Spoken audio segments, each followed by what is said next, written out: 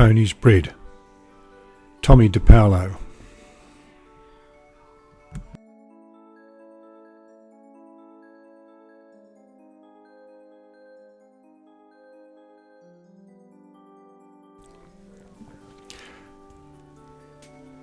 A note about the story.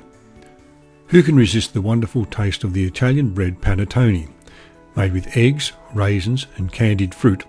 This cake-like bread has a strong association with the northern Italian city of Milan, and especially with the Caffè Motta, situated across from the cathedral, the Duomo, in the world-famous Galleria, the elegant glass-enclosed shopping arcade where the Milanese promenade on Sunday afternoons.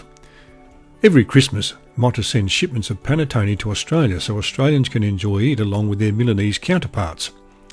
Like any good and unique food, panettone has several stories explaining its creation. The one that has captured my imagination concerns a baker, his daughter, and a rich young man. I have taken great liberties in this tale, except for the three wise Z, aunties. Everyone who knows anything about Italians will recognise the three ladies in black who are so inseparable that they form a single silhouette. Buona lettura. Good reading. Tommy DePaolo.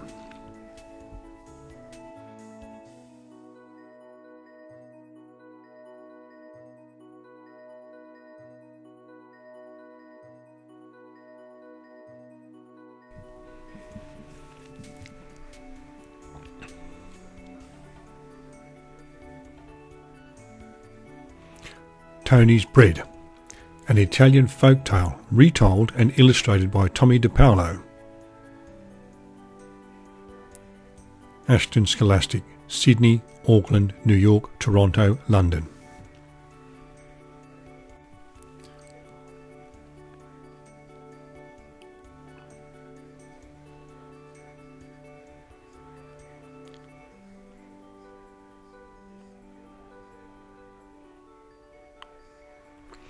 Once, a long time ago, in a small village outside the grand city of Milano, there lived a baker named Antonio, but everyone called him Tony.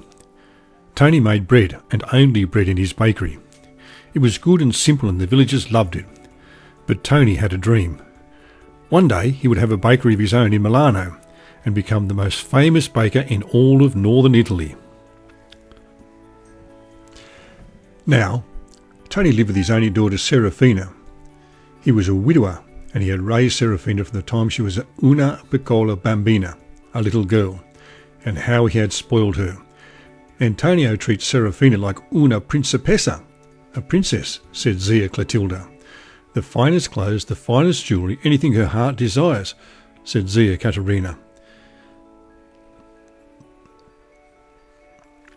She never has to lift a finger. All she does is sit looking out the window eating dolce, sweets, said Zia Clorinda. Now that she's old enough to marry, Tony thinks that no man is good enough for his Serafina, the three sisters whispered to each other.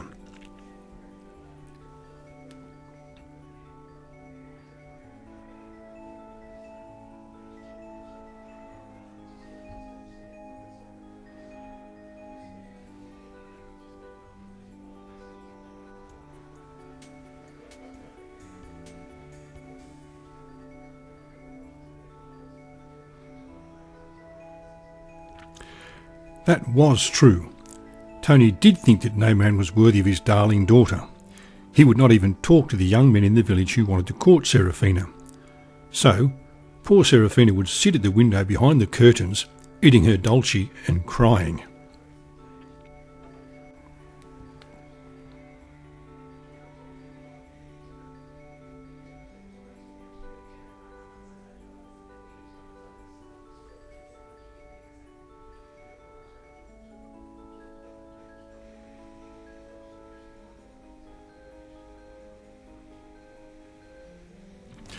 One day, Angelo, a wealthy nobleman from Milano, was passing through the village. As he went by Tony's house, the wind blew the curtains away from the window, and there sat Serafina. Angelo and Serafina looked into each other's eyes, and it was love at first sight for both of them. The three sisters were standing nearby. "Dear ladies," Angelo asked them, Who is that lovely creature sitting at the window? Che bella donna! What a beautiful woman! Is she married or spoken for?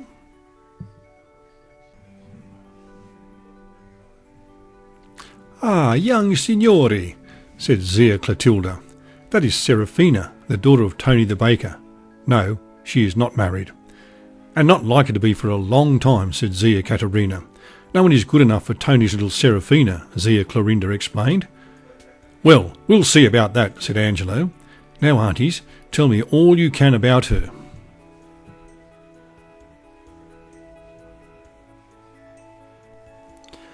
The young nobleman and the three sisters sat and talked and talked and talked, and before long Angelo knew all about Serafina and Tony the baker, and he knew all about Tony's dreams of becoming the most famous baker in all of northern Italy.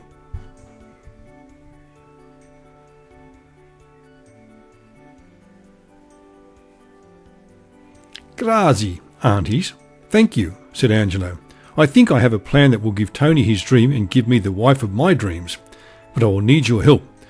This is what I want you to do.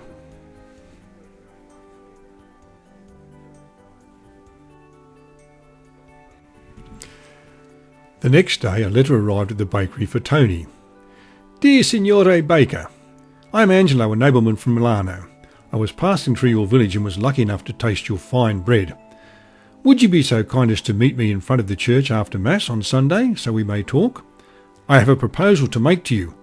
Angelo di Milano.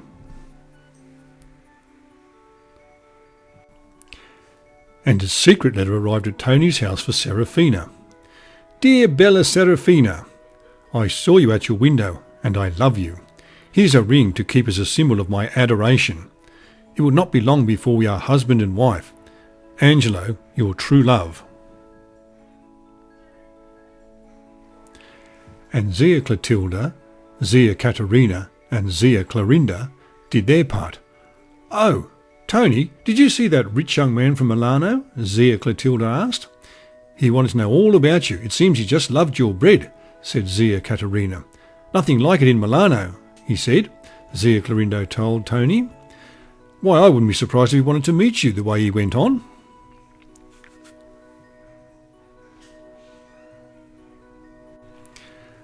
Well, dear ladies, funny you should say that, because he does want to meet me. After Mass on Sunday, said Tony. His name is Angelo di Milano. Imagine that, the three women exclaimed. Che bella fortuna. What good luck for you. And for Serafina, they whispered to each other.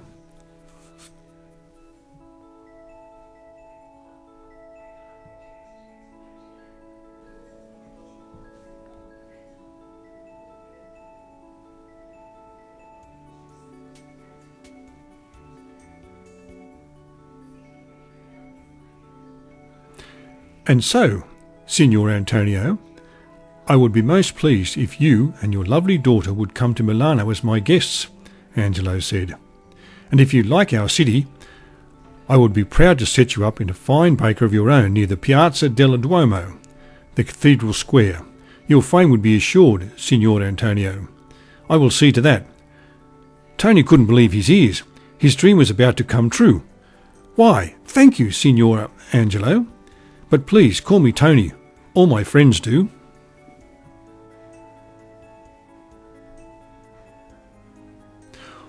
Also, Signor Tony, Angelo continued, the advantages for your beautiful daughter would be great. I admit I would not find it unpleasant for Serafina to sit beside me at my great table as my wife, the daughter of Tony, the most famous baker of Milano.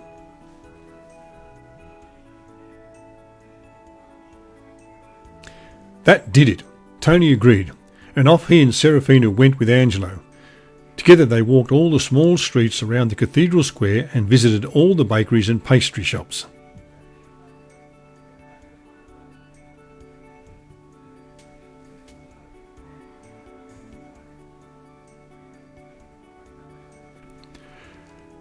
They tasted torta, cake, and bisconti, biscuits, and panne, bread, and Tony was depressed. The bread alone was like nothing Tony had ever tasted. Bread made out of the finest white flour, bread shaped like pinwheels, bread with seeds of all sorts scattered over the top.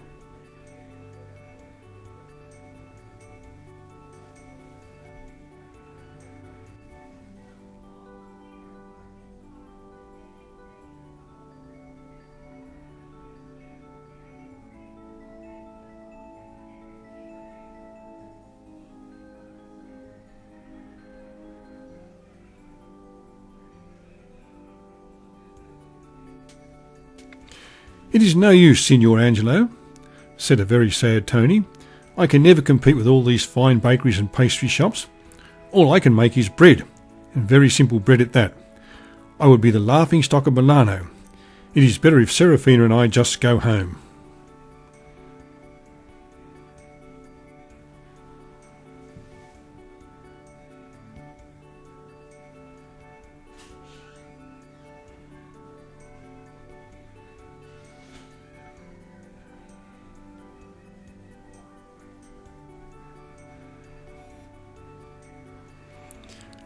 "No, never!" Angelo shouted. "Oh, Papa, no!" Serafina cried. Not only was she in love with Angelo, but she was looking forward to living in that grand house with all those good things to eat.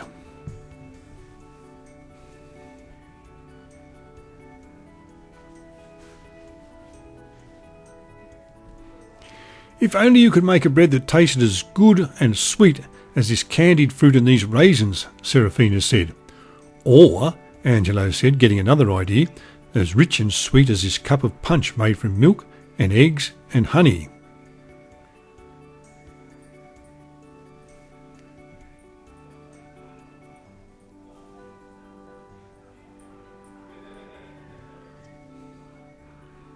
"Milk, eggs, honey," Tony said, thinking out loud.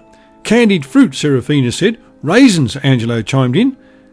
"That's it!" all three shouted. "I shall make the richest, lightest, most wonderful bread anyone has ever tasted. Out of the whitest flour, the biggest eggs, the creamiest milk, the sweetest candied fruit, and the plumpest raisins," Tony shouted.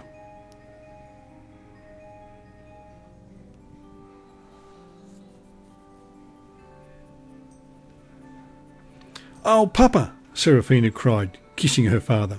"Servants," Angelo called, and he sent them off to buy all the fine ingredients Tony would need.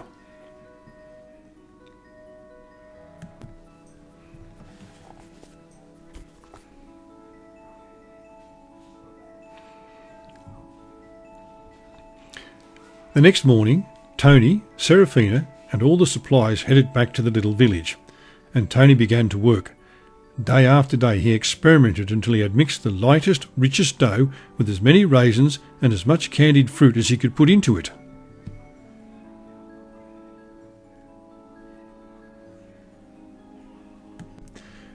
Now he was ready to bake. He sent word to Angelo in Milano that he should come to the bakery the next afternoon. Then he set out the dough in large bowls and went to bed. As Tony slept, the dough began to rise and rise and rise.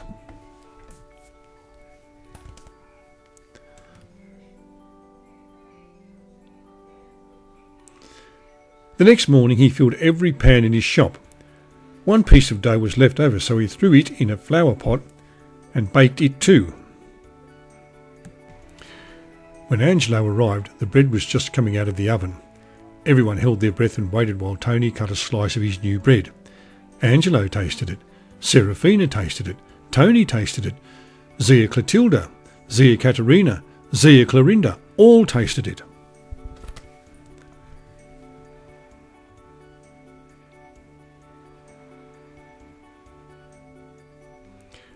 "That's it!" they shouted. "I'll take these loaves back to Milano to see what my friends say," Angelo said, and off he went.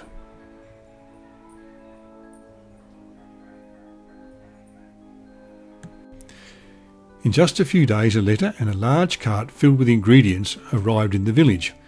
"Dear Tony, here are more supplies. Make as much bread as you can and send it to me. Then, when I send for you, I promise you will enter Milano with flags flying and Serafina will be mine. Your future son-in-law, Angelo. P.S.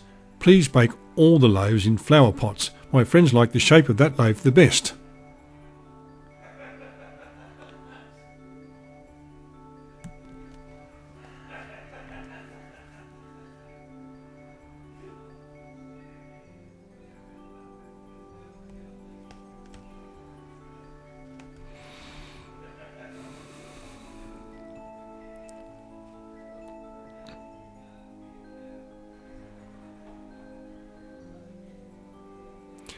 Just before Christmas, Angelo sent for Tony and Serafina. Sure enough, when their coach entered Milano, crowds were cheering and flags were flying. "Benvenuto, Tonio!" "Welcome, Tony!" The crowds cheered. "Benvenuto!"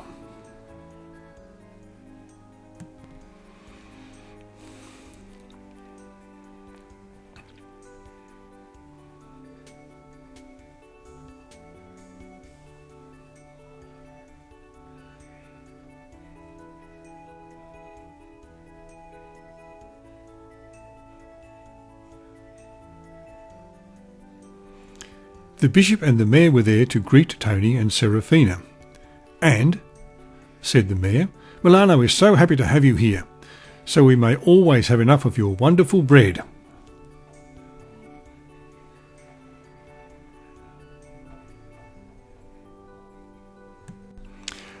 The next day, when the bakery door was opened, the bishop's guards were called to keep order. All of Milano was there, except for Serafina and Angelo, who were being married quietly in a small chapel in the cathedral.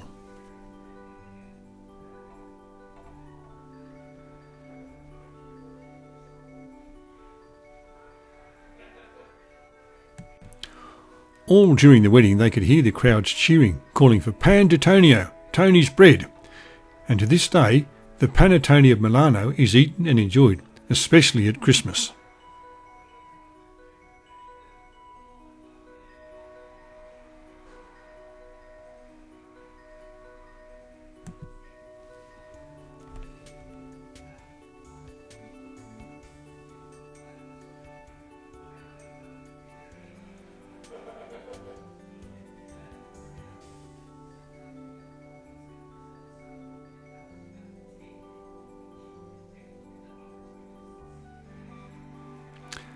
"Bravo, Serafina! Bravo, Angelo! Bravo, Tony!"